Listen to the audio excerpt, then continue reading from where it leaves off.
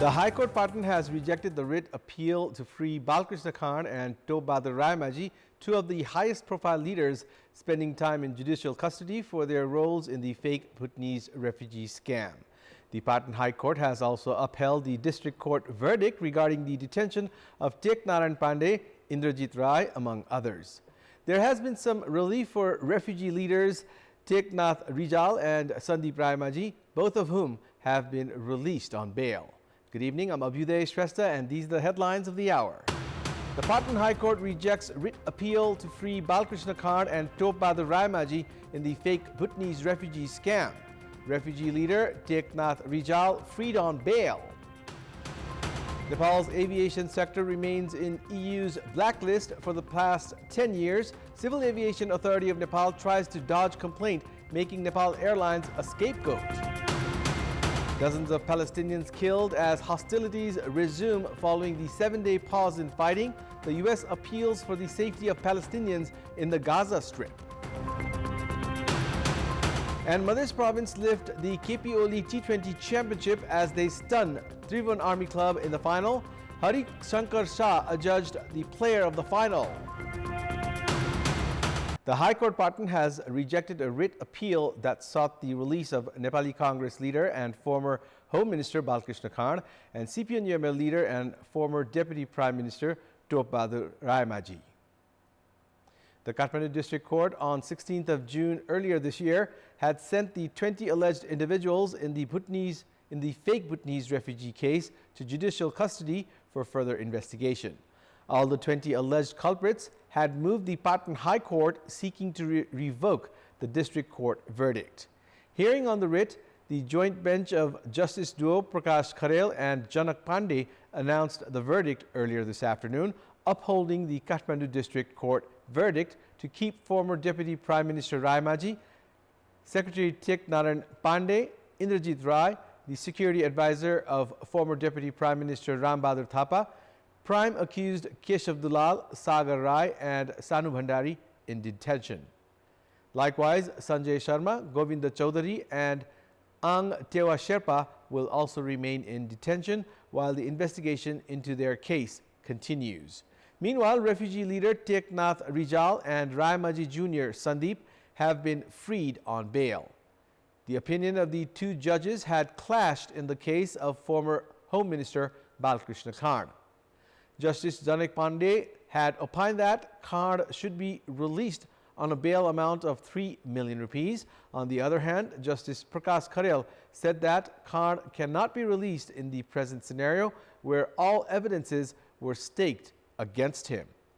Justice Kharel mainly based his argument on Khan's recorded telephone talks with the other prime accused and available documents. As per legal provisions, Khan's case will now be settled by a single bench of the third justice. The High Court has allowed the release of 6 alleged culprits on bail while 4 others on general date. The High Court has ordered the release of Raemaji Jr. Sandeep on a bail amount of 3 million rupees while Narendra Keshi, then personal secretary of Khan, has been ordered to release for a bail amount of 1 million rupees. The Election Commission has made public the schedule for the upcoming National Assembly elections to be held on 25th of January next month. The Commission approved the election schedule yesterday.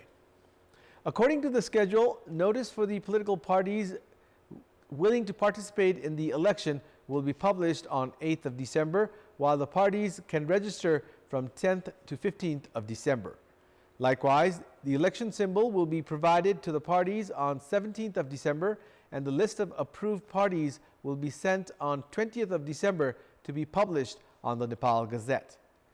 The Election Commission has informed that the election officer will be appointed on 25th of December and the office of the election officer will be established in all the 7 provincial election offices on the same day. The election program will run at the election officer's office from 5th to 13th of January, while the voting process will take place on 25th of January from 9 a.m. till 3 p.m. The first installment amount for the construction of temporary shelters for the Jajarkot earthquake victims has been sent to the local level. Jajakoot's acting Chief District Officer Harish Chandra Sharma informed that 82,725,000 rupees has been sent to Shivalaya Rural Municipality's Local Disaster Risk Reduction and Management Fund for the construction of the temporary shelters. The Local Disaster Risk Reduction and Management Committee of Shivalaya Rural Municipality had identified and approved 3,309 households to receive the first installment of 25,000 rupees, according to which 82,725,000 rupees was sent. The European Union has put Nepal's airline companies in its air safety blacklist since 2013 and continue to do so this year as well. The European Union blacklisted Nepal's airline companies since December 2013 and restricted them from flying over their member countries. The European Union made public a new blacklist last Tuesday, deciding to continue putting all the airline companies registered with the Civil Aviation Authority of Nepal in the list. In its report, the European Union said it continued blacklisting Nepal's airline companies as the Nepal government failed to fulfill its commitment. The government had assured of splitting the Civil Aviation Authority of Nepal (CAN) since 2007. However, it has not yet done so. Although two bills have been endorsed from the National Assembly related to splitting the authority, the government has not presented the bills at the House of Representatives and straddled the process. Experts say the government has invited the situation by not being serious on the issue. Some claim that CAN Director General Pradeep Adhikari has played a role to not move forward the process of splitting the authority. The Asian Development Bank had provided an assistance of $4.1 million in 2010 to split CAN. However, the service providers and the regulatory body could not be separated from the authority. Meanwhile, the regulatory body Civil Aviation Authority of Nepal is seeking clarification from Nepal Airlines Corporation for not being able to be removed from the blacklist, fearing that it may be blamed for it. CAN has blamed Nepal Airlines Corporation and Sri Airlines for Nepal still being enlisted in EU's blacklist and demanded clarifications from the national flag carrier. The audit report presented by the representatives of the European Union mentioned that Nepal Airlines Corporation and Sri Airlines had not met safety standards. The audit carried out by the International Civil Aviation Organization (ICAO) in 2013, it had found Nepal's air security report weak and put Nepal in its air safety blacklist. However, ICAO removed Nepal from its list of serious security concern in July 2017, saying that there was improvement in Nepal's air safety. However, the European Union has continued to put a ban on Nepal's airline carriers to fly over the sky of its member countries. It's now time for our segment Public Pulse, where you text us with your opinion. Public Pulse. But before that, let's take a look at the results from yesterday's poll. Yesterday, we had asked you, what's your take on the start of virtual hearing process at the courts? 29% voted for A, easy access to justice. 49% voted for B, utilizing technology. And 22% voted for C, saving time and money. And here's today's question. Why has European Union failed to brand Nepal's aviation sector as safe? Your options are A, criteria not fulfilled, B, being biased, and C, service providers not accountable. The voting is on. Type NEWS, select your option A, B, or C, and send it to 34001 to share your opinion with us. In our Public Voice segment today, we have asked people in several provinces what should be done to make conducive environment for foreign investment. Let's take a look at what they had to say.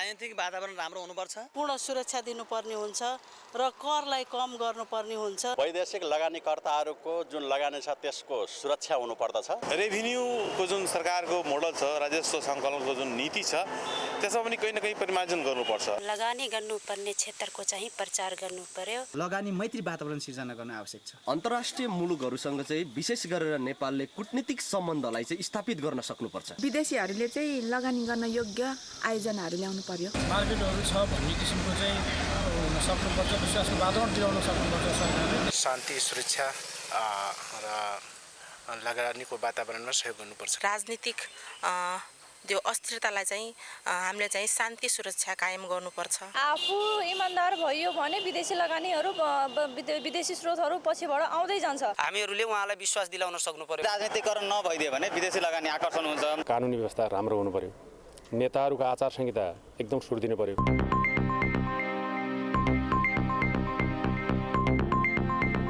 It's time now for the international update.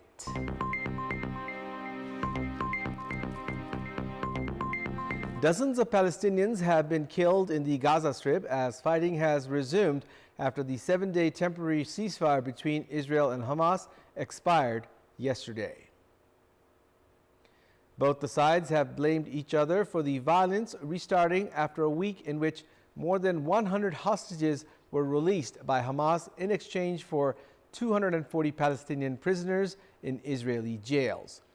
The Hamas-run health ministry in Gaza says dozens of people have been killed since the Israeli bombardment resumed as rockets were seen being fired to and from Gaza this morning.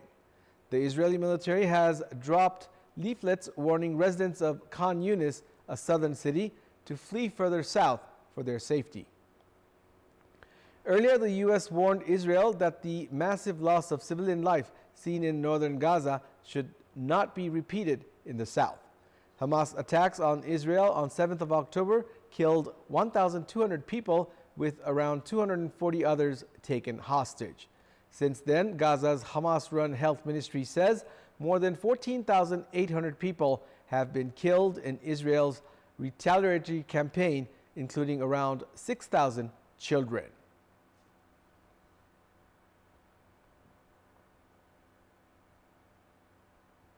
Sports news. Madhya province have lifted the KP Oli T20 Championship with a thrilling 11-run victory over star-studded Tribhuvan Army Club in the final played this afternoon at Pokhara Cricket Ground. Madhya province elected to bat first after winning the toss in the tournament finale. Despite a positive start by Madhya skipper Hari Shankar Shah, who made 27 runs containing 3 fours and 2 sixes, they lost wickets at regular intervals. The innings was reeling at 8 for 109 runs in 17.2 overs.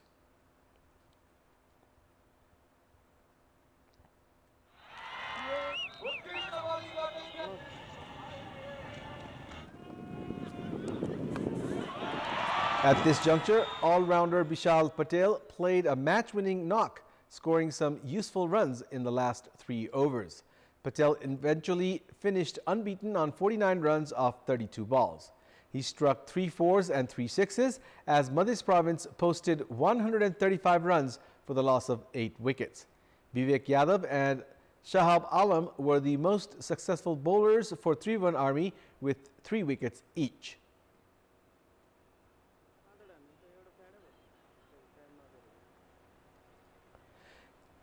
Chasing 136 runs for victory, the star-studded batting lineup of Tribhuvan Army was restricted to 124 runs for the loss of 7 wickets. Skipper Binod Bhandari and Santosh Karki put on 32 runs for the opening wicket partnership. However, Tribhuvan Army too were guilty of failing to build a partnership. They also lost crucial wickets of Rohit Paudel for 5, while Kushal Malla failed to open his account. Even as Vivek Yadav with 25 runs and Sompal Kami with 16 runs hit some lusty blows towards the end of their innings, Tribhuvan Army fell short by 11 runs. Hari Shankar Shah was the most successful bowler with 4 wickets as he walked away with the Player of the Final award. Madhya province were awarded 500,000 rupees in prize money along with the winner's trophy, while Tribhuvan Army Club had to settle for 250,000 rupees. Meanwhile, Hari Shankar Shah of Madhya Province was awarded with the player of the tournament for helping his side win the championship.